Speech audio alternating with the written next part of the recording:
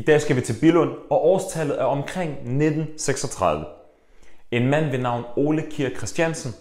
Og hvis du ikke ved, hvem det er, så er jeg næsten sikker på, at du kender hans opfindelse. Og måske har leget med den. Han er grundlæggeren af Lego. Ole arbejdede hårdt og havde en af sine sønner, Godfred, til at hjælpe sig.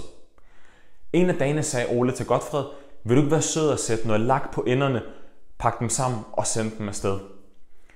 Og du sidder og tænker, stop lige. Lak på Lego. Så i dengang, der blev Lego lavet af træ og ikke plastik, som vi kender det i dag. Men hvordan gik de fra træ til plastik? Det skal vi tale om en anden god gang. Godfred gjorde, som sin far sagde. Men kort efter kom han løbende over til sin far og sagde, far, i dag har jeg sparet virksomheden for en masse penge. Glad og stolt fortalte han det til sin far. Ole var selvfølgelig glad i starten og spurgte nysgerrigt, hvordan har du det? Godfred sagde, se, normalt lægger vi 3 lag lak. Jeg har kun lagt 2, og på den måde kan vi spare en masse penge. Ole rejste op og sagde, hvad har du gjort? Pak dem ud igen alle sammen, giv dem ekstra lag lak, og så afleverer du dem igen. Godfred forstod ikke, hvad der var sket. Han troede, han havde gjort noget godt. Han pakkede dem op, gav dem ekstra lag lak, pakkede dem ned igen og afleverede dem. Og da han kom hjem, fik han snakket med sin far. Ole fortalte ham, at det ikke er sådan, man skaber sig et navn. Man går aldrig på kompromis med kvalitet. Se, den her historie, den er næsten 100 år gammel.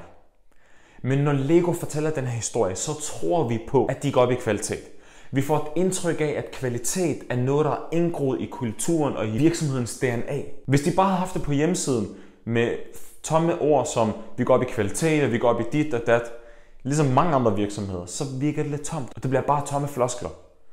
Men via en historie, så bliver vi nysgerrige, og vi føler, at der er noget bag ordene. Og det er mit råd til dig i dag, og det er derfor, vi fortæller den her historie.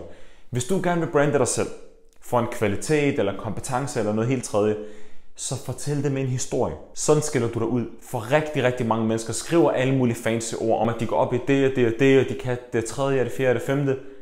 Fortæl det med en historie. Det fanger folks opmærksomhed, og det er meget mere tillidsskabende. Håber historien kan bruges. Ha' det godt. Hej.